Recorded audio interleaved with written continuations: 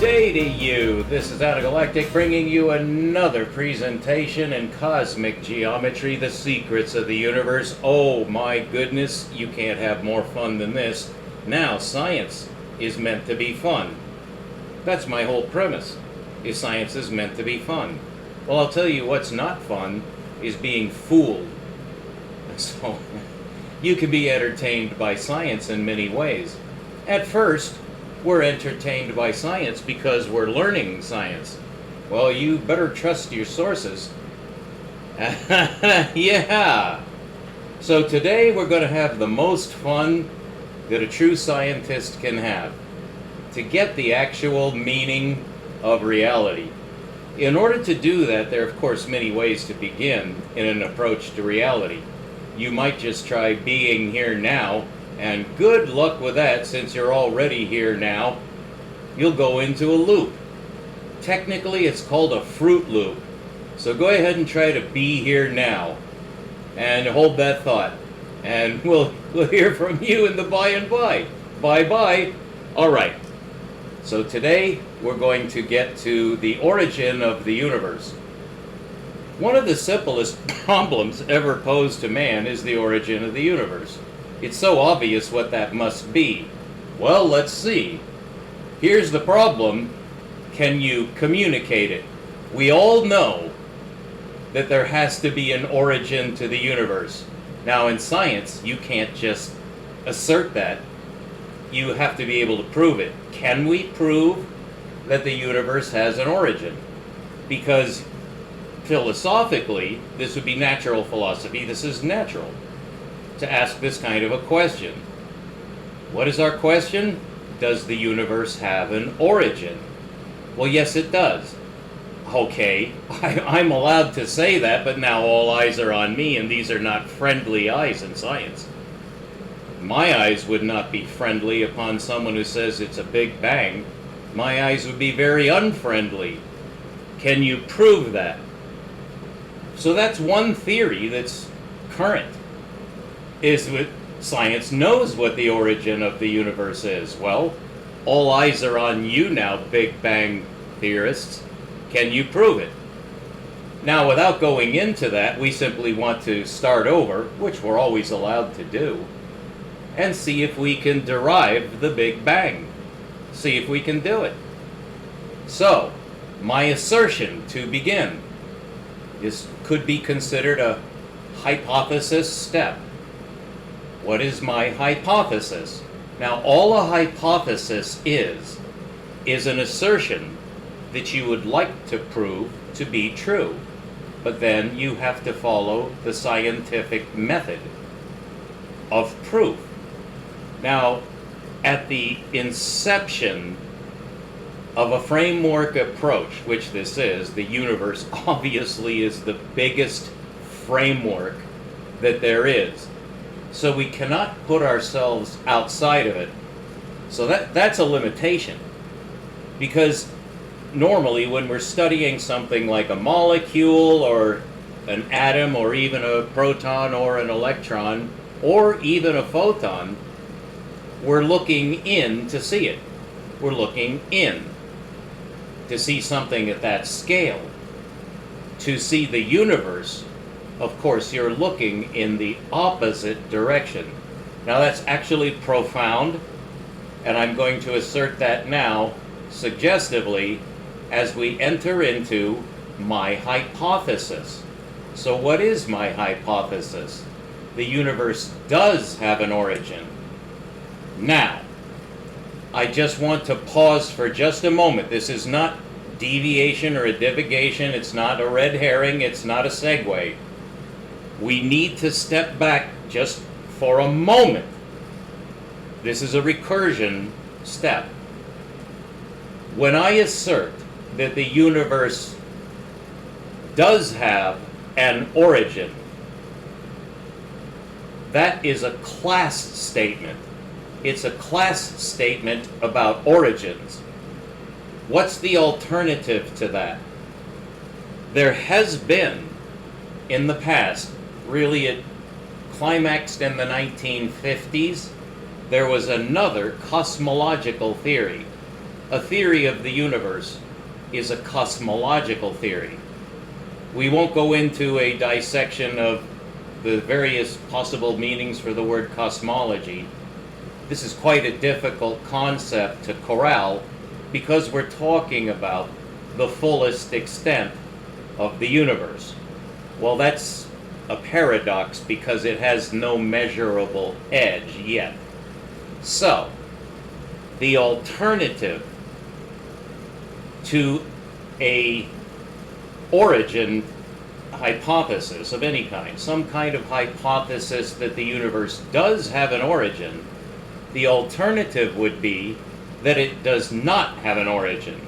It does not have an origin. Is it possible to disprove that statement? Because by a process of elimination, there's a formal name for this in logic, where you deny the contradiction. That is, you have a yes-no, there either is an origin or there is not an origin. If you can disprove that there is not an origin, then by implication that proves that there is an origin, because that's the only other alternative. This is a well-known device. You could call it a trick, but it just turns out that it works.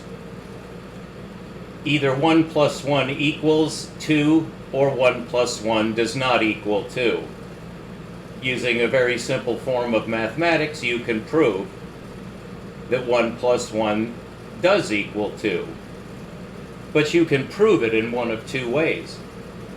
You can start out by saying that 1 plus 1 does not equal 2, and then disprove that. And that's called proof by contradiction. There's a more formal definition and really a more formal term, but we all know what this is. So that's what I intend to do as my first step. I intend to approach this as a proof by contradiction. So my assertion is, hypothetically, the universe has an origin. What if it didn't? Well, that would really imply only one thing, that we could really say for sure that it does not have an origin. All right. Can we disprove that? Yes, very easily. It's actually a tautology. And this has been overlooked. Fred Hoyle certainly overlooked it. His theory was called the steady state theory, and it was the major contender to the Big Bang theory. It was finally, by a certain form of logic, disproved in context. And one of the reasons it was so easy to disprove is Hoyle himself felt compelled to account for known measurements at the grand cosmological scale. He attempted to interpret the data that had already been retrieved by the telescopes, and particularly through spectroscopy. The steady-state theory never had a wheel to stand on because Hoyle himself was forced to posit, that is, hypothesize, continuous creation of matter. So that has been disproved. That actually was self-contradictory. According to the conservation of energy, there can be no such thing as the creation of matter. So Fred Hoyle did not get a Nobel Prize, not because of his stupid theory, but because he was an asshole. He really was an asshole, and unnecessarily so. It was a time of great turmoil, where the stakes were extremely high, and Hoyle took the side of fuck the Big Bang, which was true, he should say that, but then his alternative theory was much worse. So the Big Bang theory, being the only theory left, by default had to be considered the correct model. And it is not so much these days because everyone knows it's untenable. But we're not really dealing with that. Those are intricacies of scientific history in attempting to formulate a cosmology which has never been successful. You and I, right now, today, in this presentation, will be successful. It's absolutely necessary. This is an origin question. And any scientist who avoids origin questions is just kidding himself. There are at least 3 origin questions that must be answered before you can even be a scientist. You have to get the hardest questions answered correctly first. Well, that's quite a tall order, and I'm glad I'm not the one who made the rules, but I have to obey the rules. Does the universe have an origin? Yes. How can I prove that? Time. Time. So once again, as always, at the cutting edge of science in cosmic geometry, which I consider to be a confluence or conjugation of 2 intrinsic questions about the geometry of the universe. One has to do with infinite extent, which goes out, and the other is the reciprocal going into any center you encounter in infinitesimal limit. That is so far unrecognized by physics, for reasons which I cannot go into now, although I have an enormous extent in my prior lecture series. Among the 620 videos that I've released so far on YouTube, I spent perhaps an inordinate amount of time dissecting the Big Bang contradiction. Now, what we're obviously facing is time. Time is the barrier at the quantum limit and at the cosmological limit. It's not, strictly speaking, spatial. Space we understand. We're having a difficult time geometricizing space for reasons which I will again divulge in this lecture. It's not difficult. It's simply profoundly intrinsic. You have to begin at the beginning. And if you're going to talk about the origin of the universe, you're at the limit where rules tend to change. It doesn't mean that we can throw out our measurements. It doesn't mean that we can throw out our logic. It doesn't mean we throw out anything that we already know. Quite the contrary. The puzzle is to put it all together so that it all makes sense. Well, of course, that's the whole idea, is to get a full, comprehensive picture of reality. Now that we've bracketed our approach so that we know what we're doing, where we're going, and really where we're coming from, we have a universe of infinite extent that has no clearly demarked center. There is no center to the universe in the sense of it being a geometrically computable center. It does have a gravitational center, although we can't identify its position. So it is a matter of locality. And in fact, one would have to say the locality is the entire universe. And that's not something easily visualized, that the entire universe is its own center. Now, I'm not actually saying that. I'm just giving you an idea of the parameters. We actually have to draw our parameterization from inside the universe, because we can't get outside of it. If we could, we would have the mind. We can't imagine it. We can't go outside the universe for the same reason that we can't visualize its edge. All right, so that's what we're dealing with, an apparently unbounded universe. Apparently. It's very important to say it apparently there. And I could make another comment about the redshift, that redshift is apparent recessional velocity.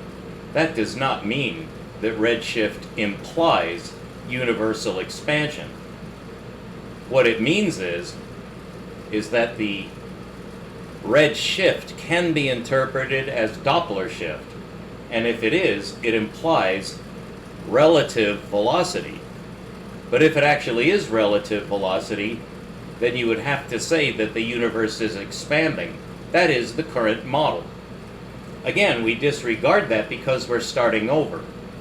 So how do I intend to start over? This way. First, I assert as my hypothetical statement that I must then prove, the universe has an origin.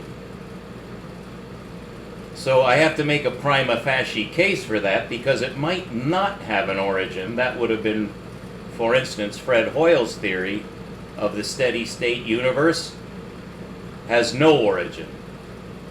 But then he had to invent some way to account for what he considered to be the necessary continuous creation of matter, which is anti-scientific. You cannot create matter. Okay. So the universe, as we currently are able to see it, visualize it, using our minds to measure, using all the means of logic at our disposal to come up with some conception of what the universe might be, anything we might be able to say about it. Well, the first question, of course, is, does it have an origin? I say yes, and the reason I say that it does have an origin is because of the existence of time. Now, what does that mean? Why do I think that that is a Loctite argument? What does time, the existence of time, imply about the origin of the universe? Well, it exists in time, and it consists of what we can measure, which is obviously energy and matter, or there's space, but permeating the whole entity, the uni means it's a thing, a single thing. That is what is meant by cosmology. It's a single thing. You have to be cautious when you say it's a single thing, because thing is quite abstract. And we're forced, when we say thing, to think of a thing like material. But that's not what is meant here. It's just an abstract object. And that's the best we can say to begin with, just to give it a name. It's whatever is everything.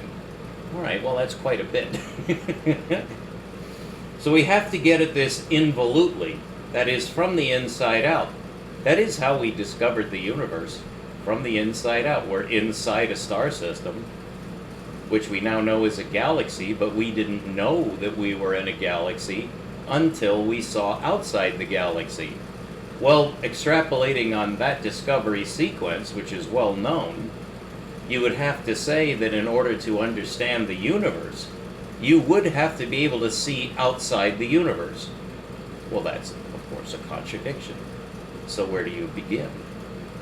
You begin by realizing that the universe is not just a thing.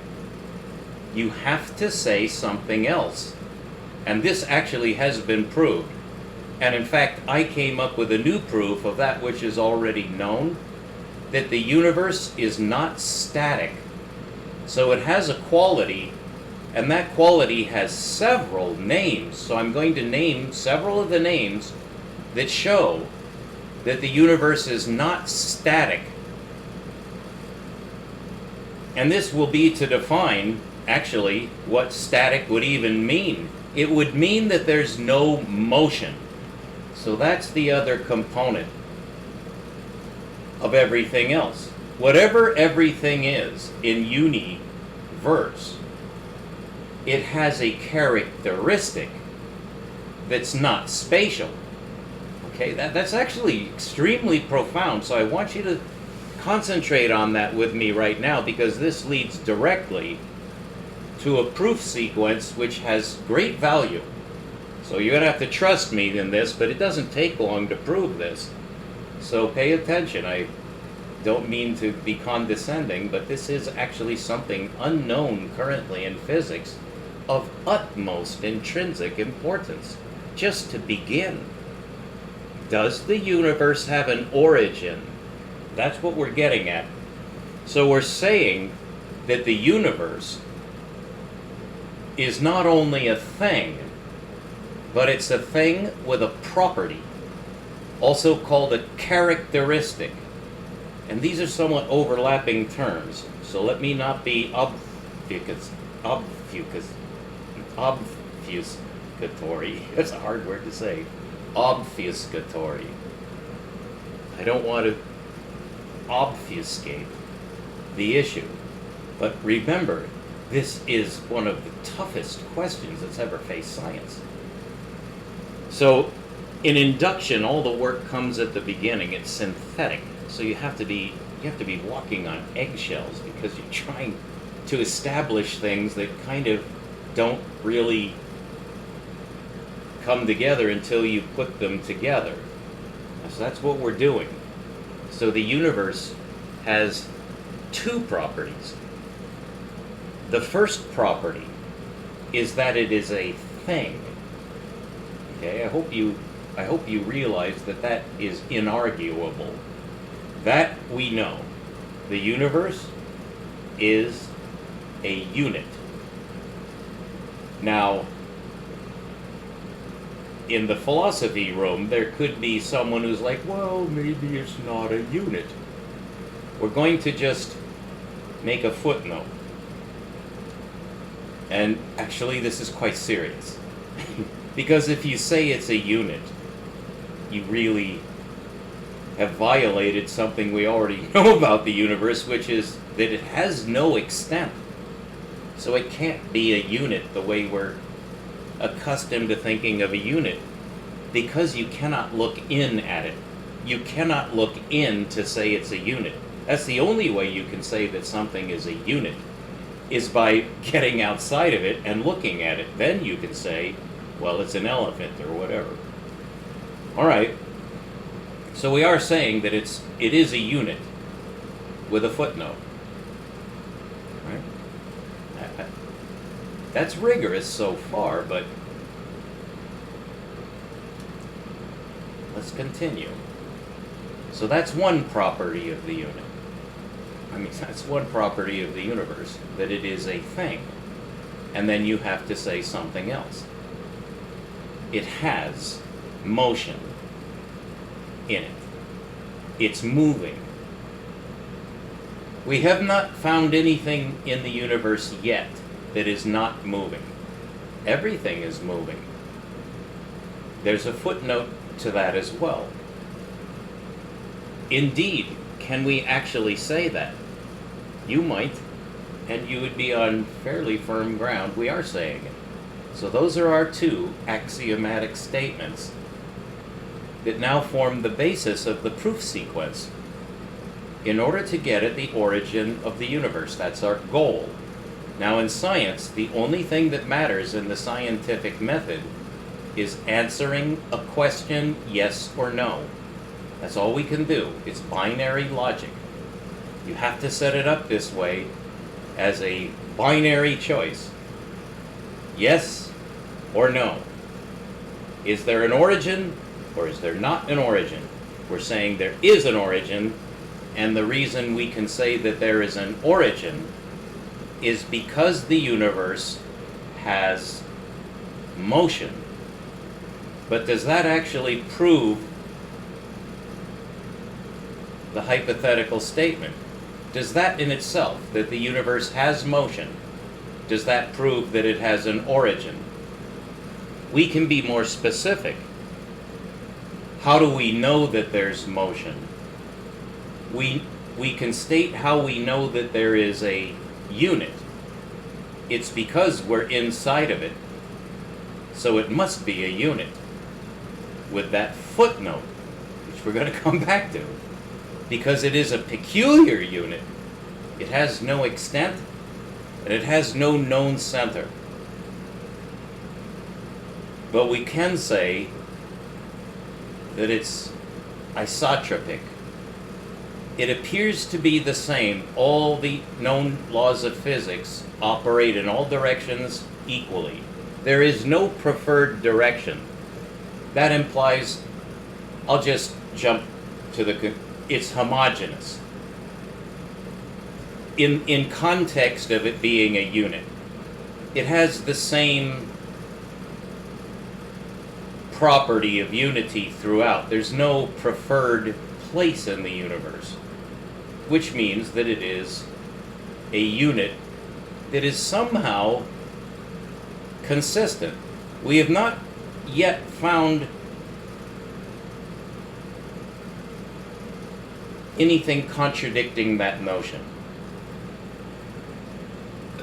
So motion is not measured the same way as static distance. And I think you realize we're driving towards relativity. That motion is always relative. Well, what it's relative to is something not moving. That's called an inertial frame of reference. The universe has no such thing.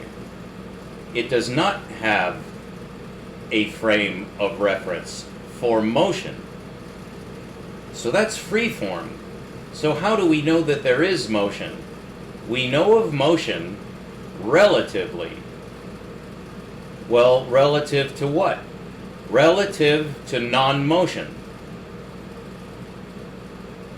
Where is that? Well, we invented it. We invented an inertial frame of reference, and you will find it in the light cone of space-time. Space-time can be graphed as a light cone. You've obviously heard of this. You're not allowed to have not heard of it because it's part of your brainwashing. I'm just throwing that in as a courtesy, that you've been brainwashed with propaganda to accept the theory of relativity. Now, I'm not saying that it doesn't have value. What I'm saying is, in our approach, which is ab ovo, tabula rasa, sui generis, we start over. Okay, we have a unit that we could consider to be static. It's just a thing. In other words, the entire thing is a frame of reference. Well, that does not take into account motion. Motion. But there is no frame of reference for motion. So it is an intrinsic characteristic of space. And I'm going to say space as the primary characteristic of everything in the universe as a unit. It all exists in space. But that's not the only thing that it exists in. Because space, by definition, is positional. Space is positional. What is time? Now, I have taken extraordinary pains, both mathematically and geometrically, to get at the nature of time. Where does it fit, for instance, into relativity? Well, it has a definite geometric relationship to space. It's perpendicular to space. If you don't know that, you can find out, but that is a fact. Time is perpendicular to space. What in the world does that mean? What it means is it cannot be computed linearly. Because everything in the universe that has to do with distance, which always has to do with position, which always has to do with a inertial frame of reference in order to get a distance graph, you need linear spatial separation. That's linear on a straight line. That's how we compute position. That's the definition of space. So that's the definition of the universe as a static unit. And that is absolutely impossible, because nothing in the universe is static. We just proved it. The universe is not static. That means that it's not a positionally computable thing.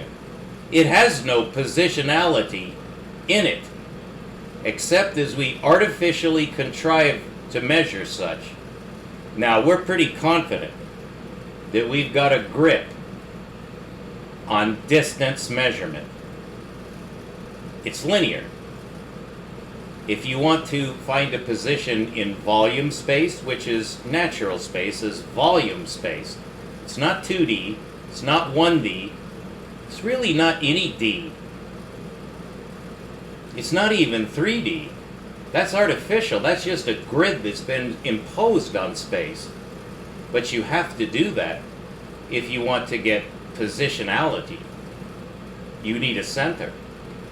And so the light cone has a center. And that destroys it. Because there is no inertial frame of reference. Well, Einstein's general theory of relativity seeks to remove the special frame of reference to a general frame of reference. Well, Einstein did not accomplish that. How can I say that so positively? Can I convince you of that? Oh yeah. There's a zero at the center of space-time. It's the vertex of what's conceived to be a double cone. This cone goes into the future, this cone goes into the past. Where they meet is an inertial frame of reference that destroys relativity. So it's an incomplete formula. What we need is the complete formula. We're getting at it. Notice how this begins to tie together certain incomplete visions. We're getting toward the quantum paradox too, and the paradox of spatial infinity. These are actually reciprocal, as I will be showing you rigorously. So, we're on the path now. In my hypothetical statement, followed by the proof sequence that we're in now, let's continue with the proof sequence. The universe is composed of motion and space, not time. Motion. So what is time? Well, it's not motion, and it's not space. What is it? Einstein said that it's space-time. Well, that doesn't define time, but it does help because it puts time in a geometric relationship with space. How could Einstein do that? In order to know how Einstein accomplished that, you first have to know how space was parameterized for Einstein. 3D. Cannot work. Why not? It has a zero. It has a frame of reference. 3D has a frame of reference. Zero. Actually, it's a triple zero. The XYZ zero. That's a 3D zero. Well, that's a frame of reference. It's a positional frame of reference. What Einstein needed was a positional frame of reference that included time. That's exactly what he did. But how in the world could he get away with that? Because time obviously is not spatial. Well, Einstein proved that you could consider it so. If you're willing to consider time to be linear. He made it into a line. Well, that has a zero at the center. Every line has a zero. I proved that in 2022. It was already known. I just rigorously proved it because I needed to, for I think you see obvious reasons. So we're coming up on 35 minutes. I want to wrap this up in under 40 minutes in order to not violate your attention span. I take that seriously.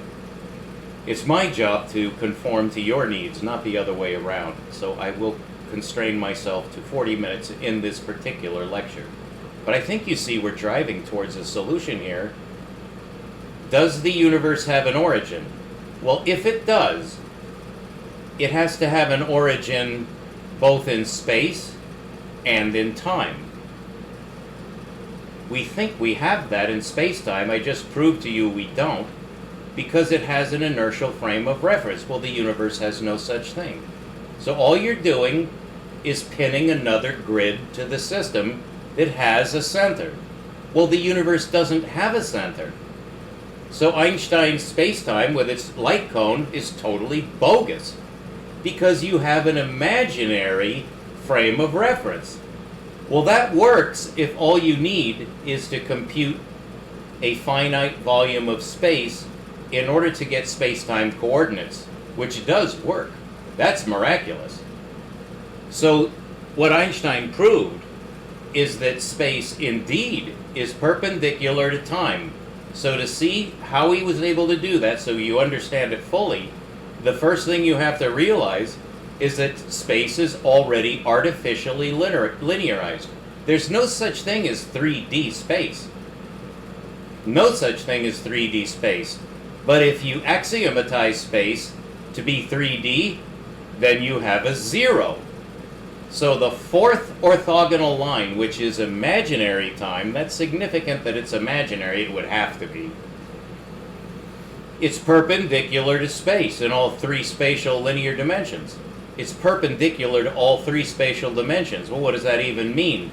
It means that you can hyperbolize space so as to compute on Cinch and Koch a time-space coordinate system suitable for space travel. And that, if you would, is the miracle of Einstein's space-time. It enables spaceflight. So, we do have a working system that gives a characteristic to space, which we just said is necessary. However, it's not motion, it's time. What's the relationship between motion and time? Do you know? Well, if you do, you're way ahead of the physicists. I'm going to show you how they relate. We know that there's such a thing as energy, and energy cannot even be conceived or defined except in terms of motion. And that's a lock. And that leads to the solution. Energy is motion. Energy is motion. It's not space, it's motion. And it's energy that is perpendicular to space. When space is not linearized, it's spherical. I proved that in 2022. The linear system that we use is embedded in spherical space. That's rigorously provable.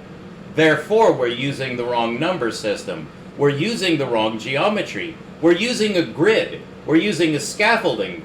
Do you see the weakness? The weakness is at the center, because you have a frame of reference. It's a one-component reference frame. If you say that it's the center of two lines, you have a planar reference frame. If you say it's at the center of volume space, you now have the same thing. You have the same center. That's the center of spherical space. It's the center of linear, it's the center of bilinear, and it's the center of trilinear, and it's the center of space-time. A zero. Okay, that is the frame of reference. The center of space-time is in the system. It has a reference frame. Well, that does wonders for our ability to compute local space in terms of time lag, so it is miraculous, but it makes time linear to space. Time is not linear to space. It is, though, if you linearize space first. But I'm going to tell you something. This is homework for you to think about. If time is perpendicular to space, is wavelength wavelength could be considered to be perpendicular to space. You know why? It's because what's actually being orthogonalized with space is not time, it's frequency. But now you have to split your mind because we've been brainwashed with a 3D system which always has a 0 frame of reference. That's called the linear system. Always has a 0. Well, that's the frame of reference. Well, that doesn't work. So what does work?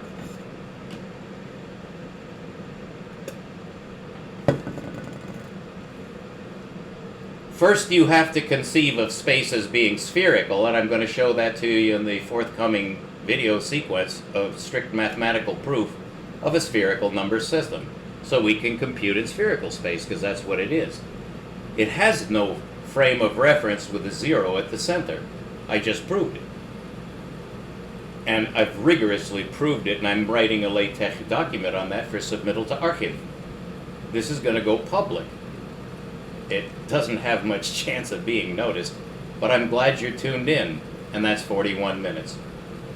In the next video, which should be later today being the 12th of August, a Monday, here in Chico, California, just approaching 2:30 p.m., 102 degrees.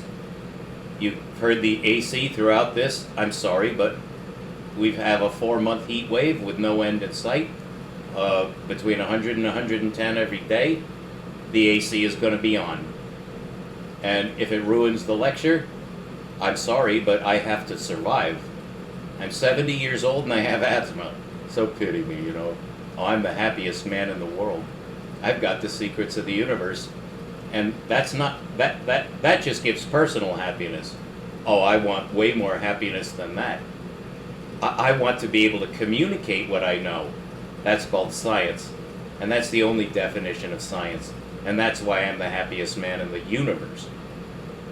Right now. And nobody can disprove that.